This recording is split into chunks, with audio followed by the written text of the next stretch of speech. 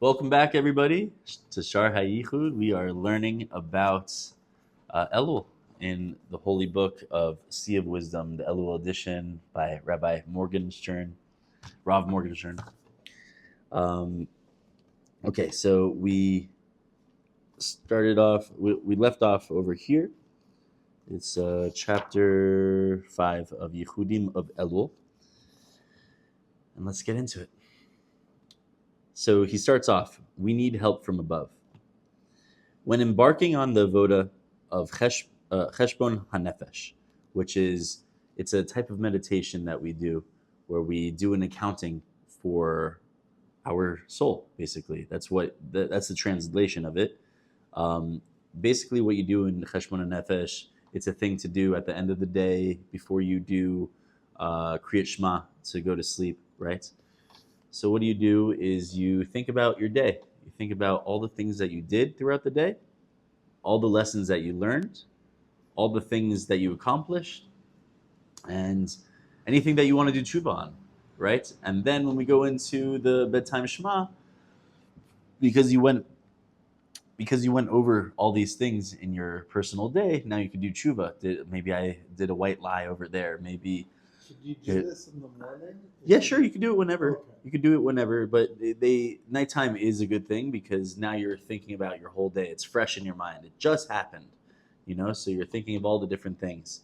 And then you do tshuva on the things you need to do tshuva on.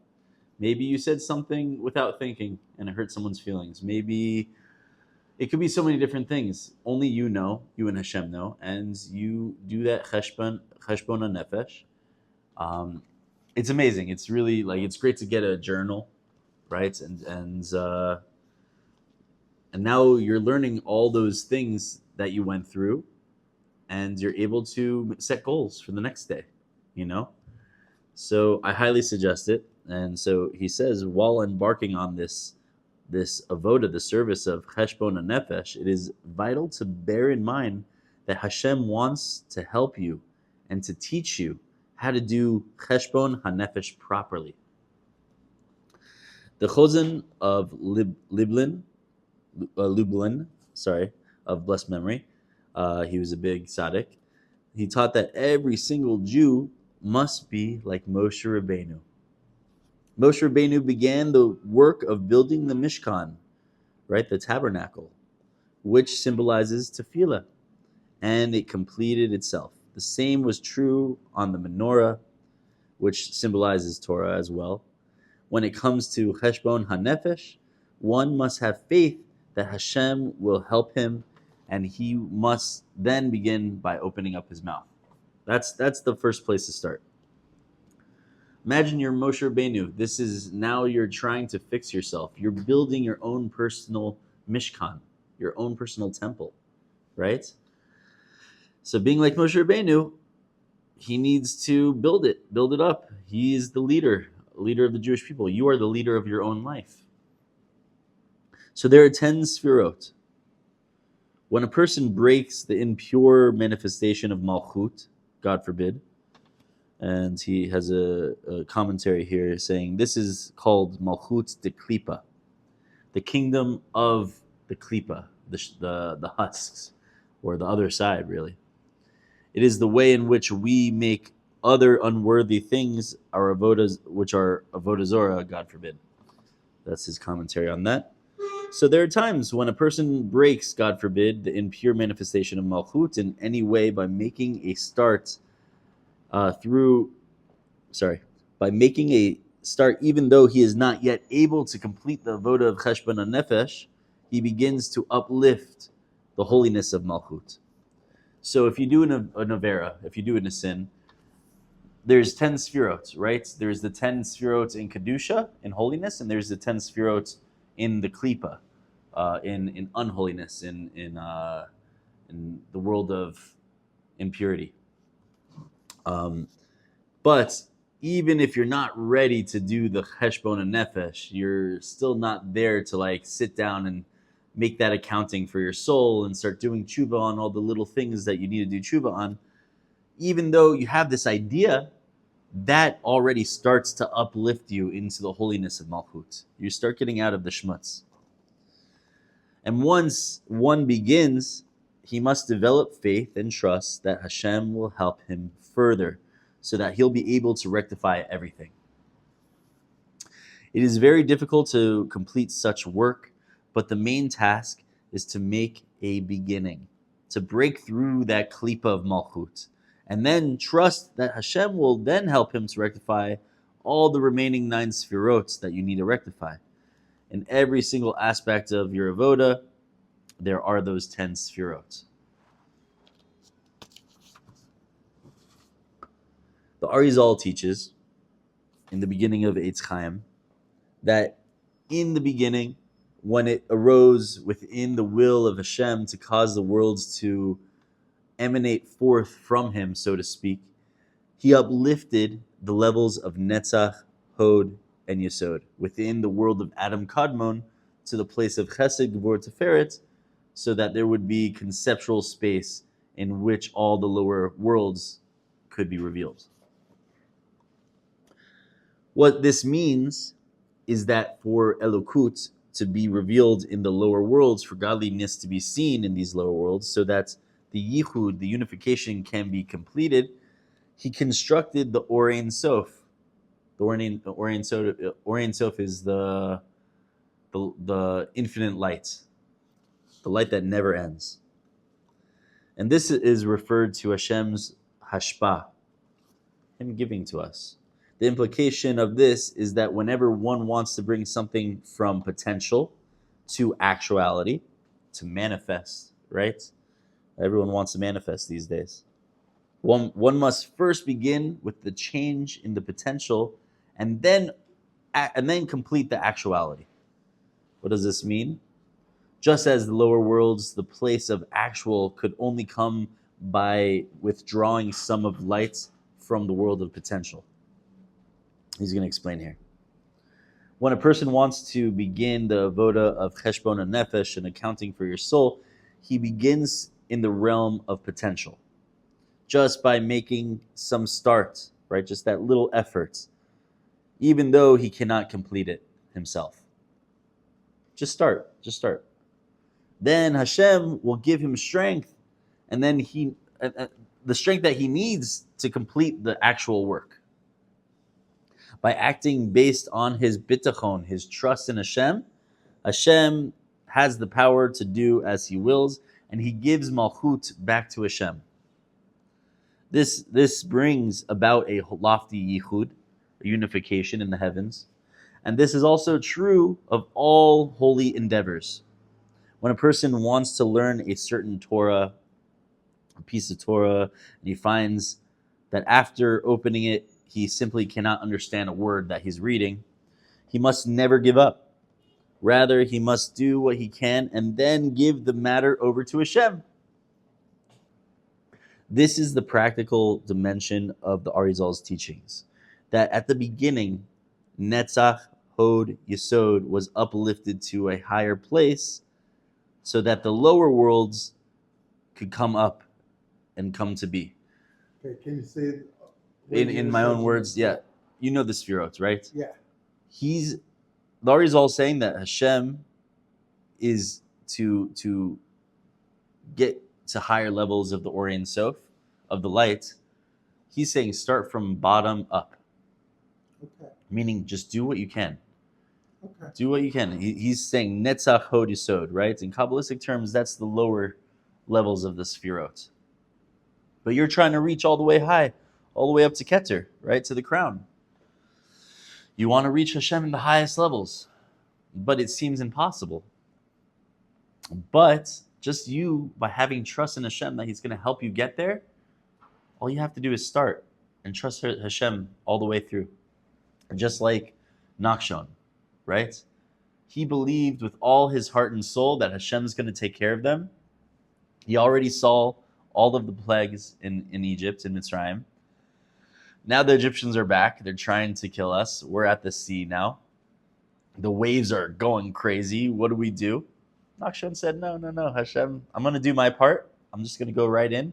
Hashem's going to take care of the rest. That's what happened. The sea split. So we got to be like Nachshon. We got to just go in with our faith, with our bitachon, with our emunah, and know that Hashem's going to be my salvation.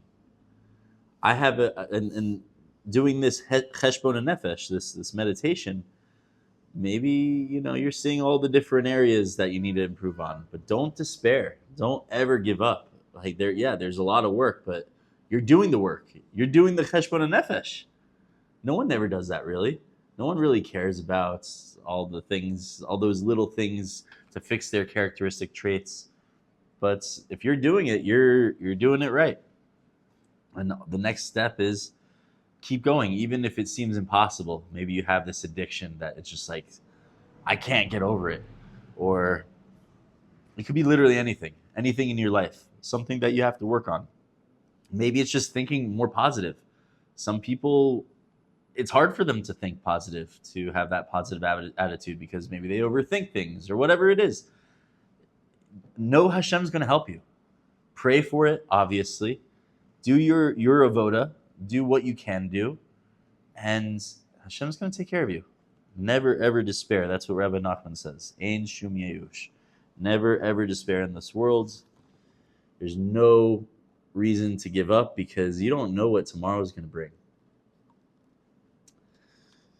So that's basically, he's giving the example of moving up from Netzach Hod to Yesod to go to Chesed Gevurah Tiferet, right? You're climbing the ladder, right? You're trying to get higher and higher. We must learn to uplift the lower worlds, practical aspects to Hashem, by abandoning ourselves to Him. Then we will find that Hashem gives us the strength to complete the labor. So just get out of the way. Whatever your ego is saying, say, no. I'm connecting to Hashem. Ego, it's interesting. One of my rabbis, they used to say ego is EGO, right? Edging God out. So the more you let Hashem in, Hashem's glad to come in. Like, yeah, obviously. But when you have this big, fat ego, there's no room for God. You're edging God out. EGO. Once I heard that, I was like, Rabbi, I'm going to use this my whole life. And this is now he's going to talk about this. Being and nothingness. How do you be and nothing at the same time? Let's see what he says. When a person has faith in the greatness of making a start, and he trusts that Hashem will be at his side to help him and repair what he needs to completely, this uplifts. It's called Mayim Nukvim. It's a Kabbalistic word, feminine waters. That's what they call it. And he uplifts this Mayim Nukvim of self-sacrifice and yearning from below to enable a yichud, a unification, to take place. This is from the yichud of the Hashem's name of Ab. It's a Kabbalistic term. I think we discussed it a little bit. It's where you can take Yud K Vav K. Huh?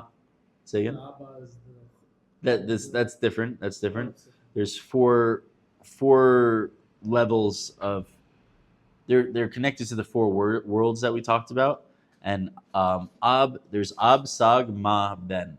These are like they're like Ab is Ayin Bet, which is 72, right? And so each one it's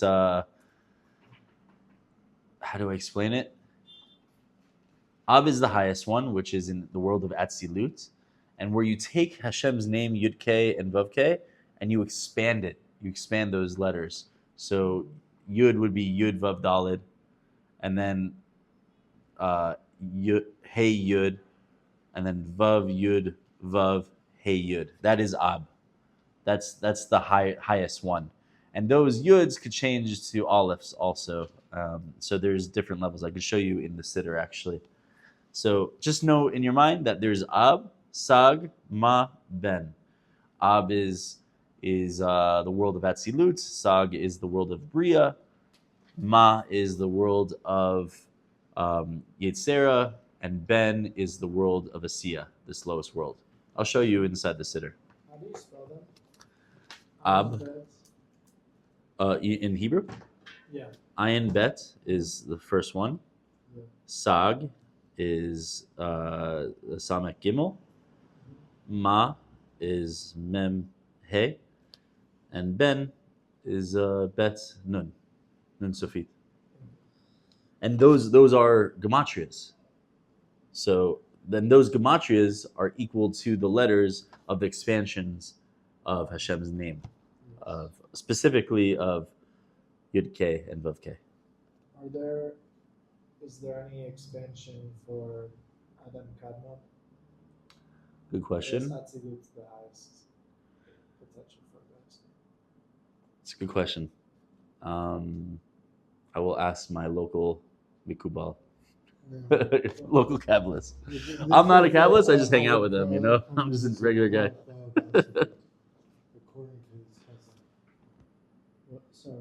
According to your cousin, the absolute and then uncommon is above it. Yeah. Yes. He's asking if Yud K Vav K has an expansion in Adam Kadmon, which is higher. Which I don't know. I don't know the answer, but it's a good question. I'll ask. I'll definitely ask.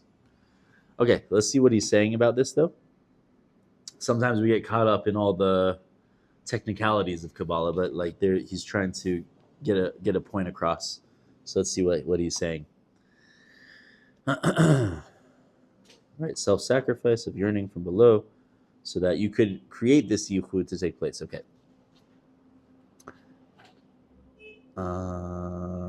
Okay, so the yichud of the Shem Ab, which is Ayin Bet, and the Shem Sag, they're connected to Chachman Bina. Within the world of Adam Kadmon, the root of Yesh and Ayin. Yesh is something, and Ayin is nothing. Being and nothingness. Hashem wants us to make our own efforts, and at the same time know that the matter is completely in His hands. This is how Yesh and Ayin are brought together. Yesh is our own efforts, and the Ayin is knowing that it is completely dependent on Hashem. This in union will yield fruits. That creates a new Shem of Hashem, Ma. It is with this new force, through the combination of his efforts and Hashem's aid, that a person does come to a complete and all his needs to be rectified.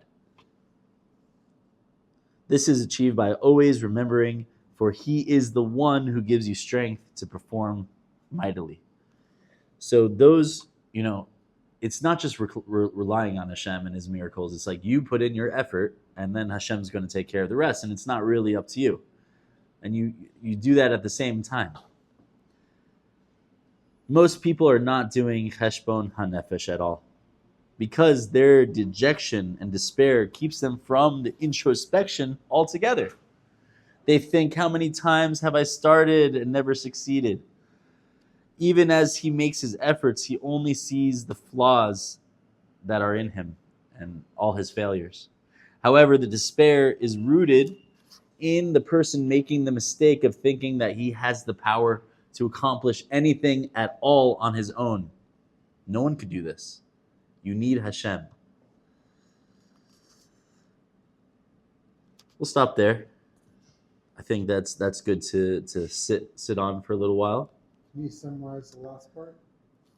Meaning that there are people in the world that they don't do Cheshbon HaNefesh, this whole meditation of thinking about all the things that they've gone through, all the little details that they want to fix in themselves, because people overthink things. Maybe they've tried it many times of like, I don't have the power to do this. They're right, though. They don't have the power to do it. Hashem does. So you need to just trust in Hashem, and you're going to do it. You're going to get it done. And they say all beginnings are hard, right? But just begin. Just begin and try your best. That's it. Hashem's not grading us, like He wants to help us. We just have to let Him in. And the only way that we let Him in is by just starting. Just go for it. Do that Cheshbon HaNefesh, that accounting of the soul. Think about all the things that you want to improve on, all the negative things in your life that you want to just get rid of. And you want to create all these positive, habits. Do positive affirmations. do elevate your soul, elevates your vibrations. By doing that, Hashem's going to help you. I know it firsthand. I've seen it in my life time and time after again. Whenever I get down and worried and stressed and all this stuff, that's usually when more bad things start happening to me. Usually just because I'm edging God out. I think I could do it all by myself. But then when I take a breath and I'm like, Hashem, I need your help right now. That's when you're letting Hashem in and all the miracles start happening. And we can all do this,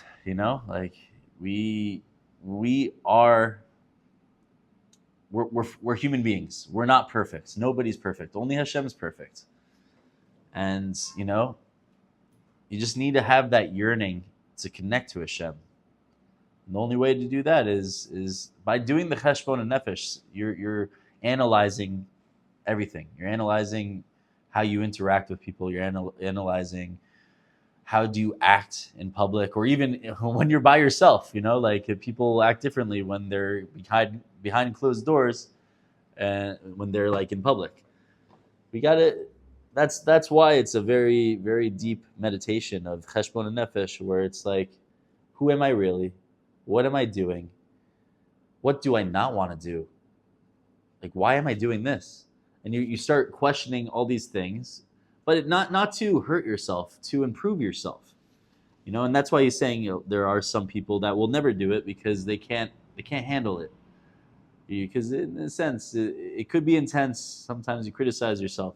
You should really be as gentle as possible to yourself, by the way, when you're doing Cheshbon HaNefesh. It's not to hurt yourself. You're not trying to yell at yourself. Some people, unfortunately, they have an inner dialogue where it's very negative. It's not to do that. Has v'shalom. God forbid. It should not do that. And if you're doing that, then don't do it right now. Right now, just compliment yourself. Do things that will uplift yourself. But there is a point where when you're ready, just know that this is not me. I want to improve myself. I want Hashem more in my life. And let's analyze this. Let's see. Do I curse? Do I want to stop cursing?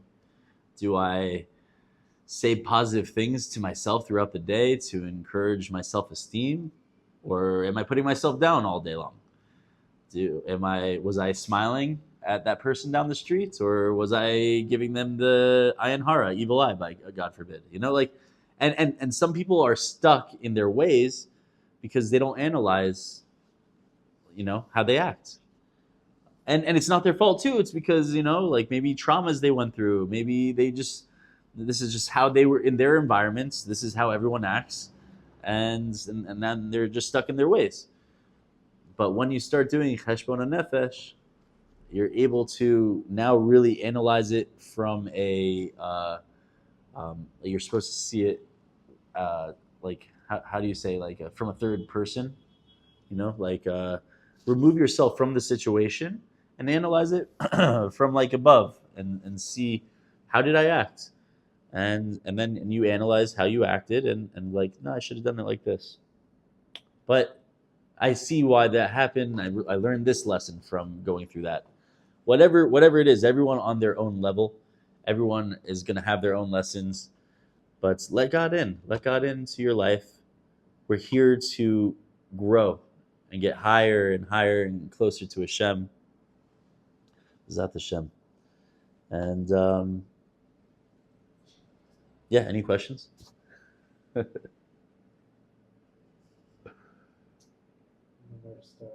Just start somewhere. It doesn't have to be right now. Again, Cheshbon HaNefesh is really good to do at nighttime when you finish your day. But you could also do it in the middle of the day if you don't have any other time. Maybe it's in the morning, right? Whatever it is, it's a time to take an accounting for your soul and seeing the places that you could improve, and also the places where you need to do tshuva, or places you need to be nicer to somebody or yourself. Whatever it is, do Cheshbon HaNefesh. It's a great practice. Is this just for the month of Elul? No, this is all the time. Elul is a time, it's like a month where everyone is doing Cheshbon HaNefesh, and that's why they're doing Slichot and everything like that, because Rosh Hashanah is coming up, and that is Judgment Day. That day on Rosh Hashanah, Hashem judges everything about them. The heavenly court, really, it's Hashem with his heavenly court. And he's like, this person is going to get this amount for the whole entire year. This person's going to go through this, this, and this throughout the year. So right now, during Elul, the king is in the field because he's about to do this whole big judgment. So the king comes to the people where they're at and allow them to do tshuva, and they'll have a clean slate when he does the actual judgment on Rosh Hashanah. Is that what that metaphor is? Yeah. It's like Hashem. He's on a campaign right now. Hashem is coming down He's in the field. in the field. Yeah. Meaning we are in the field. Yes. The field is like where the common people are. Yeah. They're in the field, they're working the land, stuff like that. He got off his throne and he came down to us to get closer. Isn't Hashem always with us? He's always with us, but there's times in the year, there's different attributes, different energies that we're working with. And Elul is Ani ledodi v'dodi li. I am my beloved, and my beloved is to me. And it comes from Shlomo Melech, and Chassidus and Kabbalah teach us that during this time, that's when the king is in the field. This whole month is about just go talk to Hashem, do tshuva, and get ready for the new year. It's time to improve. Obviously, throughout the year, we should always be improving ourselves and getting close to Hashem. But Rosh Hashanah is right around the corner, so so it's a time where a lot of people are waking up. Sephardim are doing it for the whole month of Elul. So, Tzfat Hashem. Blessings, everyone.